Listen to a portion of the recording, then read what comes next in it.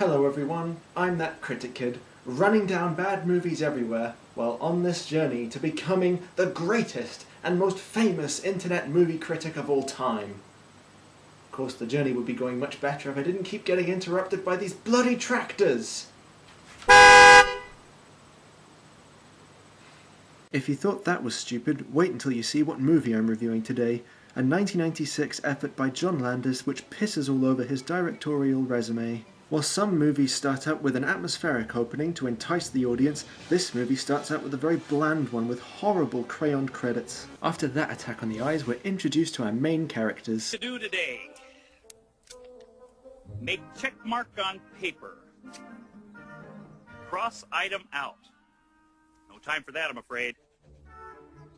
And finally say, that seems pretty senseless, but whatever. That seems pretty senseless, but whatever. Movie, if you think that's funny, then we're in for a very long ride. Come on, back up, you bastard! So after repeating the same poor joke 3 times, our main protagonist, Stanley Stupid, finds out that the garbage has been stolen again. Ha ha ha ha. Because of this, Stanley goes on a quest to find out who is stealing the garbage and why. After discovering it's the garbage men, he decides to pursue him, not on a bike with 2 wheels, not on a car with 4 wheels, but on rollerblades because they have 8 wheels. Ha ha ha ha ha again. In the morning, after the stupid kids Petunia and Buster find their father missing, oh look, he takes his goldfish for a walk like a dog, ha ha ha ha. They decide to report to the police that their dad has been kidnapped. They leave a note for their mother which is meant to read, "We've gone to the police, dad has been kidnapped, loved your children." But because Buster is stupid, he writes it out wrong and writes, "Police kidnapped your children, ha ha ha ha." They also have a poorly computer-animated cat which serves no purpose other than to show how wretched the CGI in this is. Somehow the children wind up in a Chinese restaurant and get this message of a fortune cookie.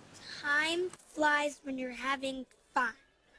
I cannot believe they brought that saying up in a movie that sincerely lacks anything to do with fun.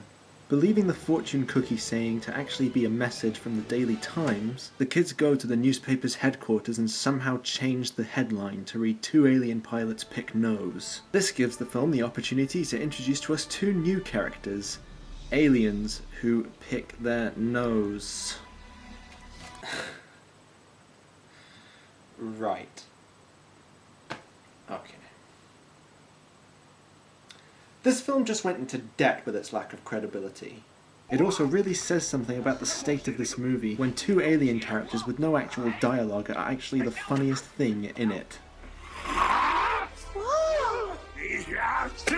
After that, the stupids meet up again at their home, and Stanley explains that at the dump he unwittingly stumbled into a meeting of corrupt army officials promising several foreign representatives large amounts of contraband. He ties this into a conspiracy he knew of when he worked at the post office.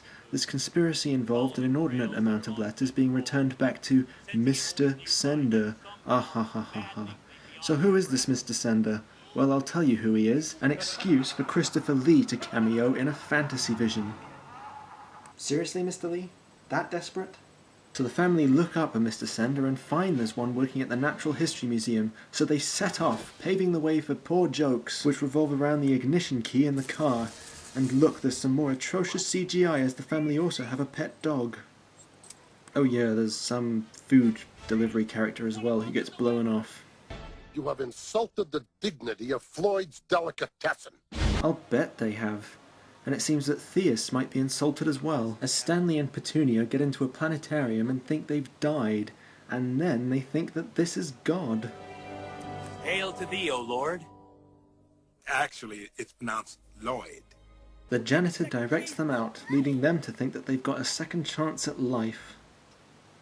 Do you have any final words for us before we go? Well, if you want to make my job easier, remember, throw your gum in the trash when you're done chewing. I spent a huge amount of my time cleaning up gum. After pissing around in the museum for several minutes, wasting my time, the family find out that a Mr. Sender has gone to a television studio. They drive their way over there, and then... We're here. a completely innocent woman just got her face blown up. How funny. And the hilarity is just beginning as Stanley is mistaken for a guest on some poor woman's Oprah Winfrey show, and Joanna and Petunia interfere with the controls on a late-night talk show with this guest. Taller now. You know, people think it's really easy being a celebrity, but when they canceled my series Malibu Beach Detective, I was just absolutely devastated.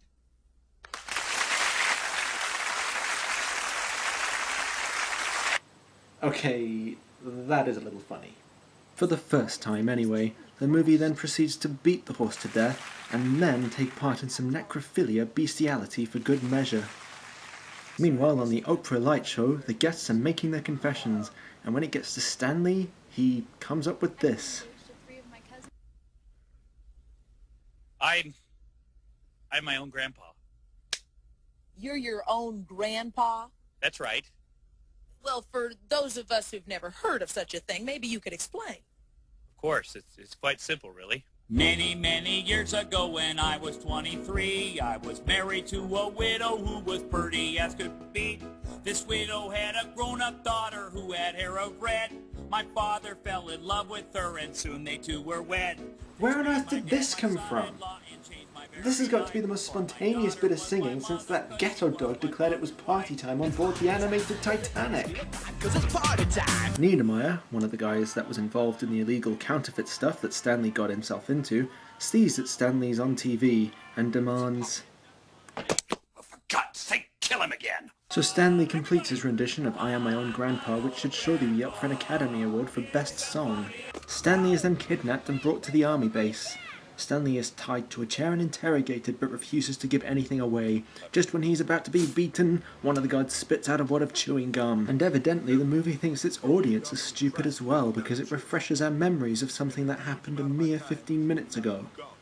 Either way, this gives Stanley the strength to break free of the ropes and escape.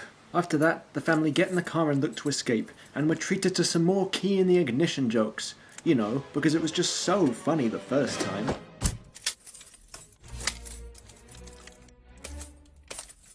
Mom, hand the keys to Dad.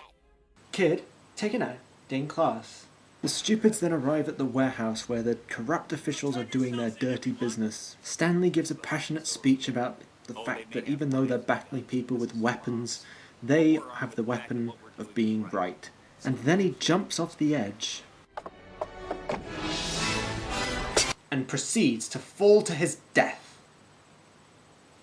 Well, I wish. It would have been far more entertaining than the asinine antics we are subjected to. This particular bit is just most bewildering. This guy slips on a load of bullets while carrying a crate, and then, after falling over, there's an explosion. How? There is no way near enough kinetic energy to do that sort of thing from that kind of fall. The explosion seems to come from behind and above the impacting objects. And if you look carefully, you can see the explosion starting before any impact has been made. There is just so much wrong with this, it makes me want to scream into a pillow. Shortly enough, the police arrive and, oh look, how clever, they called it Warehouse 21. Colonel Niedermeyer disguises himself as a marshal so he can get out. Does that mean he's going to show up at the stupid's house? Why, yes. Yes, it does. And could it be any more obvious that someone's going to open the door and knock him out? Your guardian angel now. Oh, that was so blatant. Bet you're surprised to see me. No. Movie, I'm embarrassed for you. That was pitifully predictable. Well, at least that means the movie is over. Well, after we wrap up the Alien saga, oh dear.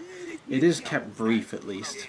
Stanley unwittingly douses them in gasoline and then sets them on fire, prompting them to teleport back, and the fire that should be engulfing the fence by now conveniently teleports with them. And there you have it, 1996's The Stupids.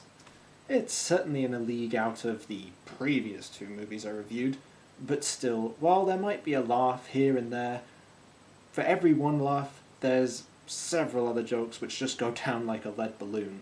So, I hope you enjoyed the review, and, well, a few people have accused me of being a bit of a copycat for some other very prominent reviewers on the net. And, well, while I might have perhaps recycled some stuff. Let me ask you something.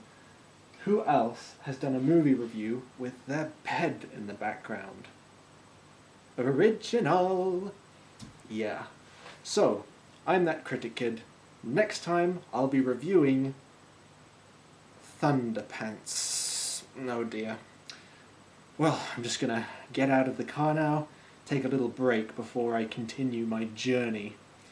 I'll see you when I see you, bitch. No, I've got to lose that sign-off.